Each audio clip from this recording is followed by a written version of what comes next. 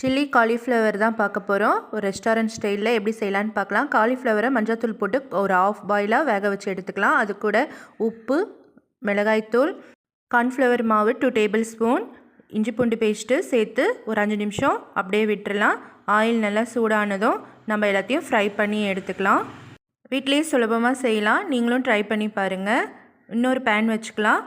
Fry பண்ண ஆயிலே 3 table spoon, பச்சை மிளகாய் 4 பொடியாக கட் பண்ணி சேர்த்துக்கலாம். வெங்காயம் 2 அதுவும் பொடியாக கட் பண்ணி சேர்த்துட்டு இஞ்சி பூண்டு பேஸ்ட்டு 1 டேபிள் ஸ்பூன், குடமிளகாய் 1, தக்காளி 2, உப்பு சேர்த்து நல்லா வதக்கிட்டு மிளகாய்த்தூள் 2 டேபிள் ஸ்பூன் சேர்த்துட்டு இது கூட டொமேட்டோ சாஸ் 3 டேபிள் ஸ்பூன் சேர்த்துட்டு ஃப்ரை பண்ண காலிஃப்ளவரை நல்லா மிக்ஸ் பண்ணி விட்டுடலாம். ஃபைனலாக கொத்தமல்லி தூவி இறக்கிக்கலாம். அவ்வளோதாங்க, சில்லி காலிஃப்ளவர் ஒரு ஹெல்த்தியான ஈவினிங் ஸ்நாக்ஸ் ரெடி ஆகிடுச்சு. வீடியோ பிடிச்சிருந்தால் லைக் ஒன்று போட்டுருங்க.